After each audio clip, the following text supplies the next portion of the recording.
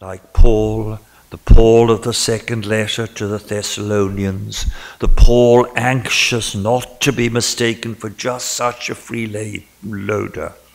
The monks claimed through their work to be fully paid up members of society. They were not a burden to anyone. By a paradox of inverted magnitudes, the tiny productivity of their own labours stood like a breakwater between them and the flood of money which lay clients of the 4th and 5th centuries were quite prepared to lavish on the monks as teachers, diviners, and miracle workers. For this reason, the monks emerged in Egypt as the enablers of the most precious form of giving to the holy, the utterly free gift to God with no strings attached. The silent and impassive gaze of a monk, whose reputation for self-sufficiency ensured that he was immune to the normal give and take of gift-giving, sped earthly treasure on its way to the vast, impassive silence of the other world, in a manner that was quite as effective, though based on a very different combination of imaginative elements, as did the complex prayers of the Manichaean elect that were offered in return for the gifts of their catechumens. Proud of the fact that they themselves needed nothing, the monks were the perfect non-receivers. Their detachment in the face of gifts echoed the vast and benevolent detachment of God himself, the ultimate recipient of the gift.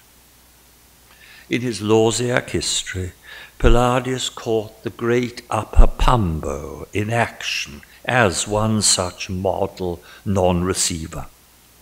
Once Pambo was visited by Melania the Elder, a Roman senatorial lady so grand as to be described in the Coptic version as Melania, Queen of the Romans. The blessed Melania told me this, writes Palladius. When I first came from Rome to Alexandria, I took to Pambo a silver coffer containing 300 pounds of coins. He was sitting weaving palm leaves, and he merely blessed me and said, "May God reward me. May God reward you." And then he told his steward, "Take this, dispense it to all the brethren down in distant Libya and on the islands, for these monasteries are in far greater need."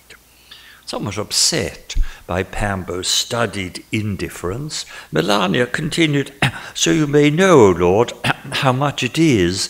There are 300 pounds. Pambo did not so much as raise his head, but said, "My child, he who measures the mountains knows better the amount of silver. If you were giving it to me, you spoke well. But if you are giving it to God, who did not overlook the 2 small coins of the widow who gave to the treasury of the temple, then be quiet." But second, the symbolic role of the work of the hands of the monks of Egypt was heightened by a further consideration. In Egypt, work was always something more than a guarantee of monastic virtue. Labor was treated as a charge denotator of the humanity which monks claim to share with all fellow Christians, indeed with all human beings. And it's on this theme that I would like to end. As we've seen, in the Syrian tradition, to escape the drudgery of ponos, of amla, of labor, was to enter the charmed world of the angels. It was to transcend humanity, defined by the ancient curse of work. But ancient Egypt had never been haunted by potent myths of the loss of leisure in the way that the populations of the Fertile Crescent had been since the days of the Atrahasis myth of ancient Sumer. The fact of work did not stir memories in Egypt of a social trauma at the dawn of time. Rather, the true deep trauma that weighed upon the collective memory of Egypt was not work, it was famine. At any time, the rains that swept across equatorial Africa to pour in torrents on the high mountains of Ethiopia into the sources of the Nile might dry up, might fail. And if that great flood did not rise, the land died, and the people died with it, horribly and in tens of thousands.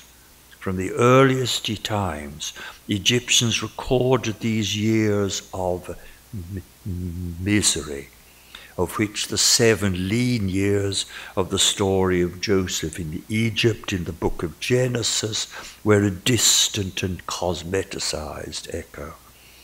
It was not only the failure of the rains of equatorial Africa that could cause this disaster. Also in times of political unrest, the neglect of the irrigation works that controlled the flooding of the Nile could lead to similar massive famines. Hence the tenacity with which Egyptians living under the shadow of famine identified bread with life. That this bread also cost work mattered far less to them than the fact that its absence spelt death.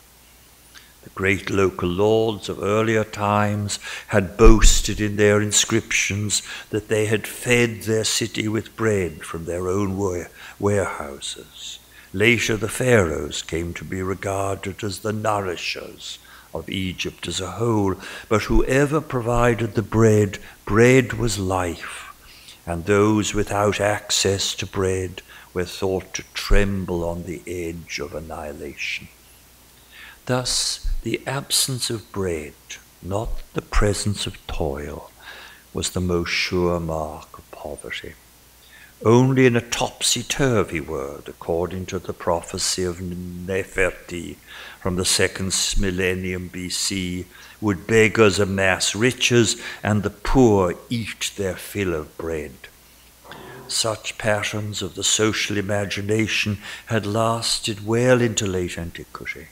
In the Coptic language, the word for poor, cheke, and the word for hungry, ko, derived directly from the ancient Egyptian hakkar.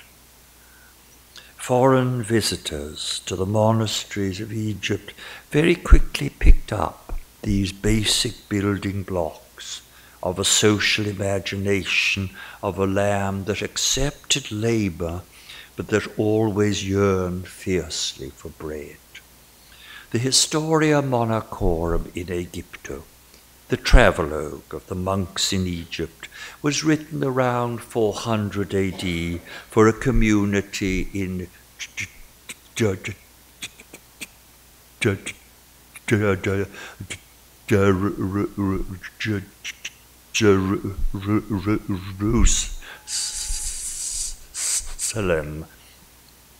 a community visiting from a non-Egyptian land, from Palestine and probably from the holy places. And it's often been dismissed as a work of mere make-believe. But this, I think, is to underestimate the extent to which the monastic party, as it made its way up the Nile from Palestine, was dependent on local informants. These local informants passed on to them what students of social memory, I think of the lucid little book on social memory by James Fentress and Chris Wickham, call oikotypes. Oikotypes are memories that fit well into the general expectations of a given society. For this reason, they are easily remembered. They enjoy a longer shelf life than do tales that seem too strange, too bizarre, too unaccustomed to be lodged deeply in the memory of a local population. And the oikotypical tales which the visiting monks brought back with them from Middle Egypt were to an extraordinary degree tales of food. First, there were tales of abundance. Sand blessed by Apakopres turned into the most fertile ground in Egypt. As the monks spoke with Apachele, peasants would come with baskets, scoop up the sand on which the holy man's feet had trodden so as to scatter it on their gardens. To the author of the Historia Monachorum, these were true miracles, for in them it was not only human bodies that were healed, a thing the doctors also could do, nature itself was cured. The healed land recovered its original abundance. But then there were yet more unearthly stories. These stories assumed a distinctive imaginative geography that Demetrius Moskos has called a spaziale jenseits, a spatialized other world. The stages of any journey into this spatialized other world were marked out in terms of differing zones of food, each of which required differing degrees of labor. Monks who reached the deepest desert came closest to God. They would be reminded of his presence by the appearance, often the head of the cloak on which they slept, of warm loaves of the purest flour. These mysterious robes were a reminder that God had indeed met the challenge of the children of Israel delivered in Sinai in Psalm 78:19. Can God spread a table in the wilderness? He had.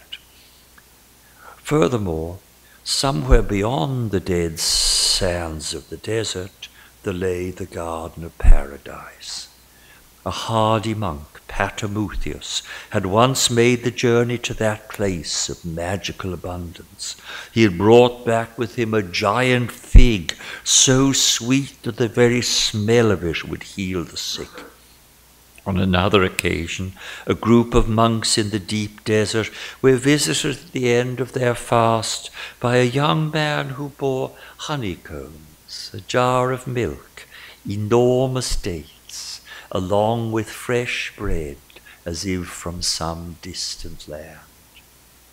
Most poignant of all, at the first touch of famine, the peasants of the region would flock to the large monastery of Upper Apollo in the neighborhood of Hermopolis, for they believed that the monks were fed amichanos, without human devices, from heaven itself.